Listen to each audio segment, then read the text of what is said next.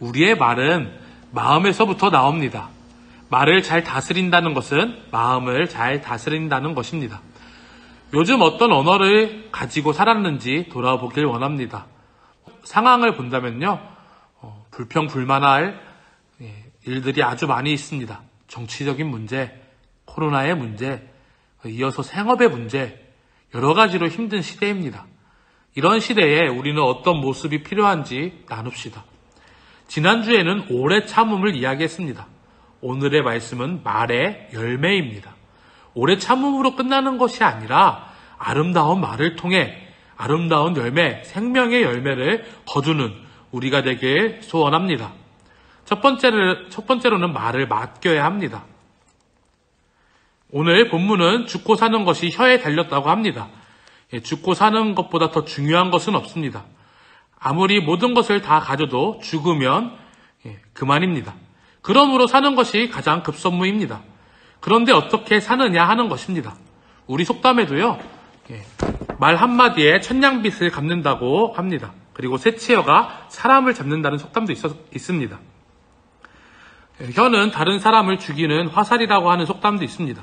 이렇게 말은 중요합니다. 그렇다면 이 중요한 혀를 마음대로 사용해서는 안 됩니다. 우리의 혀, 즉 말하는 것을 하나님 앞에 맡겨야 합니다. 시편 139편 4절에 여호와여 내 혀의 말을 알지 못하는 것이 하나도 없으시니이다 라고 한 것을 볼 수 있습니다. 하나님은 알지 못하는 것이 하나도 없으시다는 것입니다.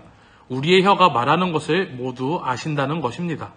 이러하신 하나님이시므로 모든 혀가 하나님께 숨기지 못하고 이실직고 해야 합니다.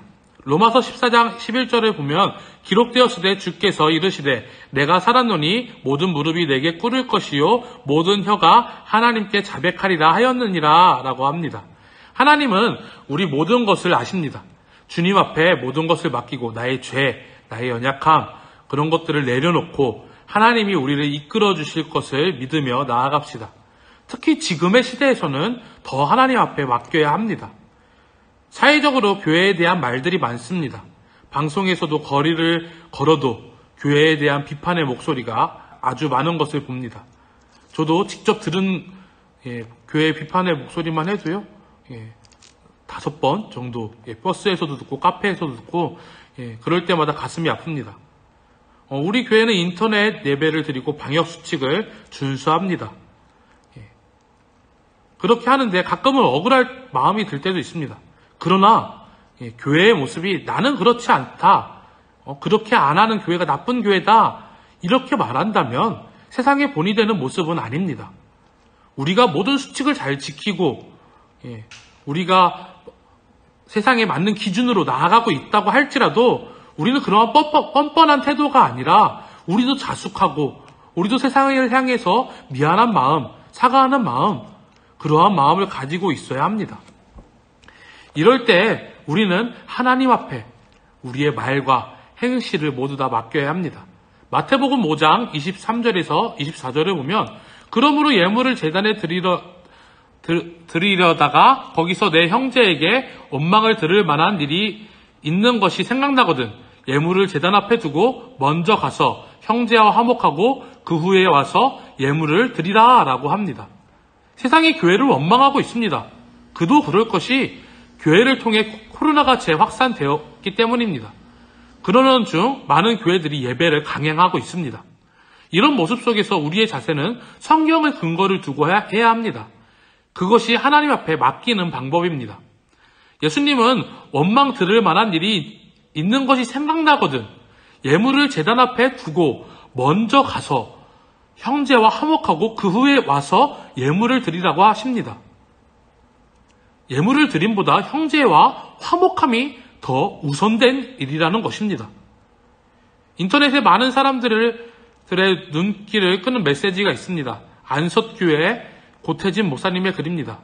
예배를 드리면 죽인다고 칼이 들어올 때 목숨을 걸고 예배를 드리는 것이 신앙입니다.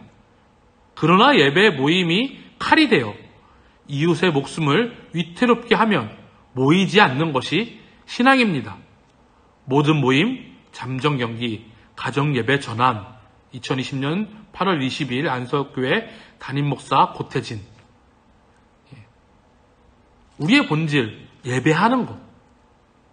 우리가 함께 모여서 찬양하고 경배하는 것. 이것이 중요하지만요. 그것이 칼이 되어서 이웃을 해친다면 그것을 잠시 내려놓고 우리의 예배의 형식을 바꿔서 가정에서 예배하고 있는 자리에서 예배하고 온라인으로 예배하고 이러한 방법을 취하는 것이 더 건강한 방법이라고 고태진 목사님은 이야기하고 있는 것입니다. 이 말을 들은 사람들은 위안을 받습니다. 세상의 사람들이 칭찬받을 목사님이 계시구나라고 하는 댓글을 받습니다. 지금 우리에게 정말 중요한 것이 무엇입니까? 물은 고여 있을 때 썩습니다. 교회는 교회 안에서만 있을 때 썩게 됩니다. 교회는 교회 안에서만 있는 것이 아니라 세상으로 나아가는 것이 우리의 모습이고 예수님이 명령하신 바입니다. 어쩌면 우리가 바리새인 같은 모습을 하고 있는 건 아닌지 돌아보길 원합니다. 우리의 말이, 우리의 혀가 세상과 싸우고 대적하는 혀가 되지 않기를 바랍니다. 세상을 사랑하고 세상을 위하는 혀가 되길 원합니다. 우리가 더 나아가 우리의 삶의 모습까지 그렇게 되길 원합니다. 우리는 말의 열매가 있어야 합니다. 우리가 진정 목숨 걸고 지켜야 할 것들이 있습니다. 저는 그것이 하나님 사랑, 이웃 사랑이라고 봅니다. 그것은 우리가 목숨 걸고 지켜야 하는 것입니다. 우리의 예배도 하나님을 사랑하기 때문에 예배하는 것이고요. 우리의 사랑하는 말도 이웃을 사랑하기 때문에 실천해야 하는 것입니다. 우리가 하는 말이 사랑의 언어가 되고 우리의 삶의 모습이 사랑의 모습이 되어야 합니다. 고태진 목사님의 말을 통해 세상이 위로받고 그 위로받는 사람들의 마음속에 씨앗이 뿌려졌다고 생각합니다. 그 작은 씨앗이 어떤 열매를 맺게 될지 모릅니다. 세상을 향해 원망과 불평을 심는 것이 아니라 우리는 사랑과 축복을 심어야 합니다.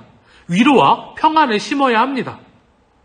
온갖 좋은 것을 가져다가 세상에 심어야 좋은 열매가 되는 것입니다. 사랑하는 여러분, 입에서 나오는 것으로 배부르게 됩니다. 그 배부름이 감사가 넘치는 배부름이 되길 원합니다.